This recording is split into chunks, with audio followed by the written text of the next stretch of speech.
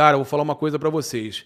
Eu cada vez estou mais empolgado com a questão do estádio do Flamengo. Cara, eu acho que vai sair, a gente vai falar sobre isso. O Flamengo precisa urgentemente de um estádio. A verdade é essa, o Flamengo precisa de um estádio urgente. Sabe por quê?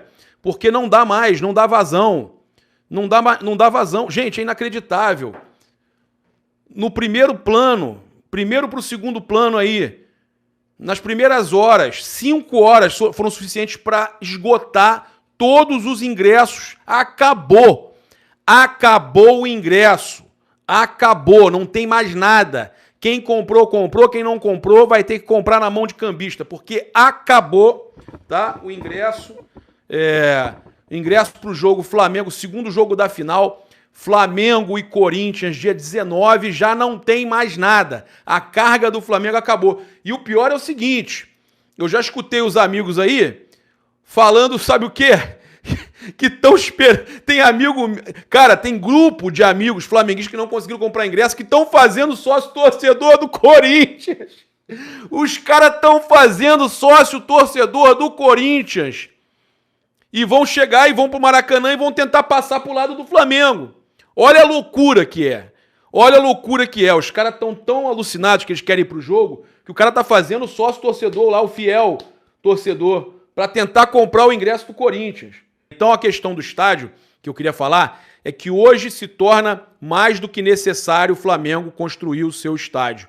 O Flamengo tem que ter o estádio para 110 mil pessoas, né? Que é o que, inclusive, já me confirmaram aqui, que a gente vai falar com ele daqui a pouco, com o Luiz Pontes, né? Luiz Pontes está aqui já no estúdio. O cara, estão falando aí, família GAS, é o cara que luta contra o negócio da GAS. A gente vai falar sobre tudo isso. Eu não traria se não fosse amigo meu, se não fosse rubro-negro aqui no programa.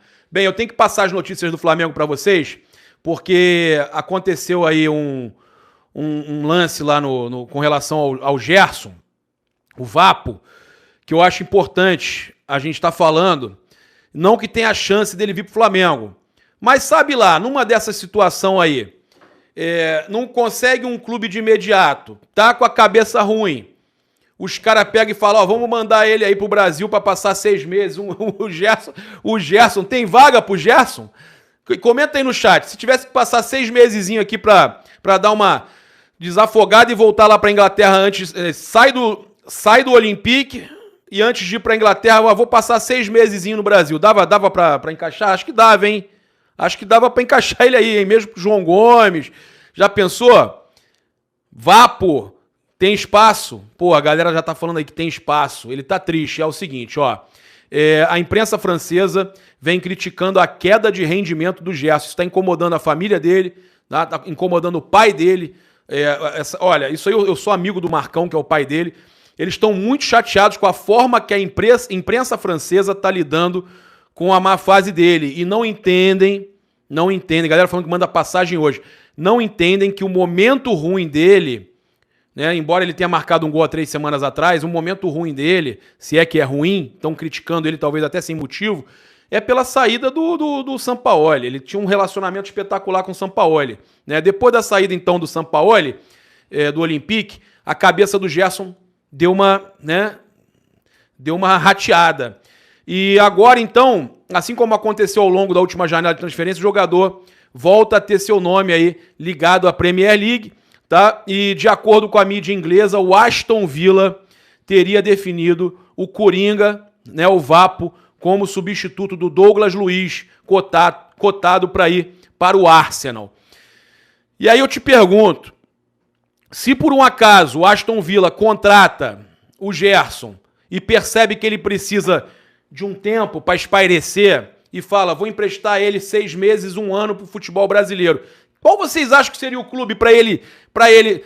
Não estou brincando, não. É comum no futebol europeu eles contratarem o jogador e colocar o cara para melhorar, para ficar bem da cabeça e para voltar. Então o que acontece?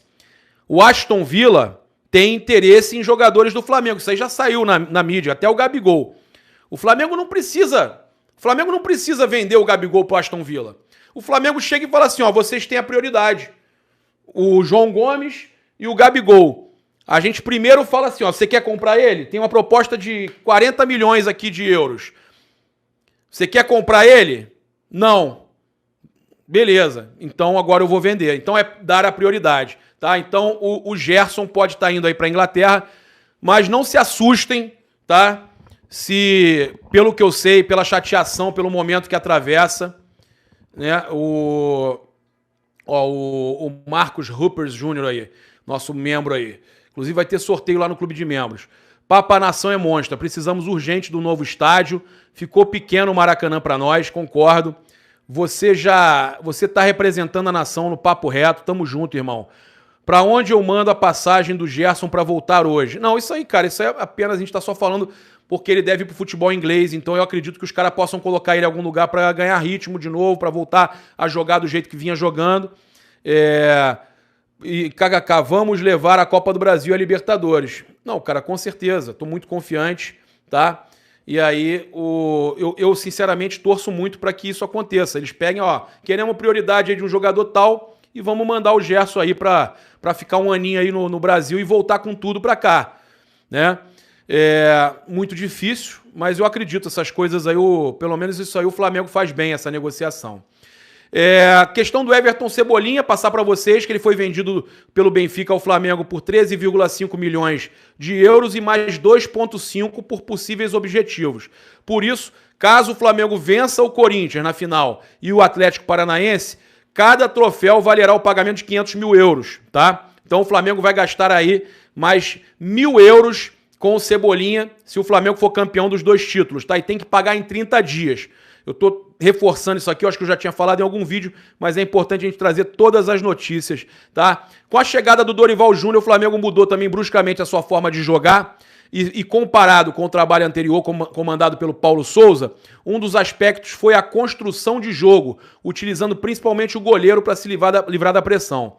Não à toa, o Flamengo hoje é o terceiro time que menos perde a bola no campo de defesa, atrás apenas de São Paulo e Internacional, tá? E, pô, o Flamengo é melhor que São Paulo e Inter, né? E você aí, eu quero saber, comenta aí também. Gostava dos tempos do chutão? Eu não, eu tô começando a gostar do time do Dorival, apesar do que eu sei que no Brasileirão a gente, né, acabou que o tempo que teve com o Paulo Souza a gente não conseguiu bons resultados e atrapalhou a campanha toda. Bem, vamos falar aqui agora da questão do Agustín Almendra também, né? Jogador aí do Boca Juniors, que o Flamengo, pensando numa possível saída do João Gomes, estaria de olho aí. A TNT Esportes Argentina trouxe que o jogador de 22 anos e tem contrato até 2023, junho de 2023, e vai poder assinar pré-contrato, que não vai renovar com o Boca, tá? E por isso a venda seria benéfica para ambas as equipes. O Flamengo teria que desembolsar agora cerca de 20 milhões de euros, 102 milhões de reais. Mas se ficar para o ano que vem e assinar um pré-contrato, o Flamengo não paga nada. Vai fazer só a questão, né, vai pagar só a luvas e tudo mais e resolver com o jogador. Mas tem uma questão nisso aí. O Flamengo vai contratar o goleiro Rossi do Boca, tá? Quase que certo. O Flamengo está encaminhando essa contratação. O Marcos Braz mesmo não esconde, já falou lá, já colocou lá no Papo Reto, no nosso programa, ele colocou lá, falou lá, procede, não procede, ele falava assim, pouco provável. Ele botou pouco provável. E a gente sabe que o Flamengo está buscando a contratação do Agustín Rossi, né? Tem que fazer alguns caminhos aí diferentes para conseguir, as coisas estão acontecendo. E o Flamengo não pode dar mole nessa questão do outro jogador, do Agustín Almendra, porque se o Flamengo for em cima dele para pegar de graça, vai atrapalhar o outro negócio. Então, o Flamengo vai ter calma com relação ao Agustín Almendra, vai resolver primeiro o Rossi, para depois pensar no Agustín Almendra ou fazer uma composição que seja bom para os dois lados e o Boca continue com porcentagem em cima dos dois jogadores. Tá? Então, essa é a intenção... Essa é a intenção do Flamengo, né, com relação aos dois Agustín Almendra e o Agustín Rossi. E pra gente já falar de estádio, falar das outras situações, a gente teve o Pedro também, né, falando, ele deu entrevista, né, o Pedro lá na coletiva de imprensa, falando sobre a questão do... É importante a gente falar sobre isso, que o Pedro, a gente está torcendo e o Tite parece que não usa o Pedro, né? Não dá oportunidade para o Pedro. E a gente teve o Pedro falando sobre essa questão, dando não vou dizer um desabafo, mas ele abriu o coração, né? Ele falou, sei que a concorrência é grande, falando do Richarlison, né? Vinícius Júnior, Matheus Cunha. Cara, ele é muito melhor que o Matheus Cunha, é inadmissível isso. Sei que a concorrência é grande, principalmente no ataque, em que todos estão muito bem preparados, né? E ele fala assim, isso é algo que nos motiva ainda mais por poder ver que eu estou entre os selecionados na véspera para disputar uma Copa do Mundo, tá? Então o Pedro minimizou, abriu o coração, falou que está feliz de estar lá, mas, cara, de verdade, estou muito triste com o Tite e com a forma que o Tite conduz, né, essa convocação do Pedro. O Pedro merecia uma oportunidade, eu espero que essa oportunidade venha nesse jogo aí contra a Tunísia, porque se não vier e o Pedro for para a Copa do Mundo sem ter tido uma oportunidade, é uma sacanagem. Eu acho que ele merece demais.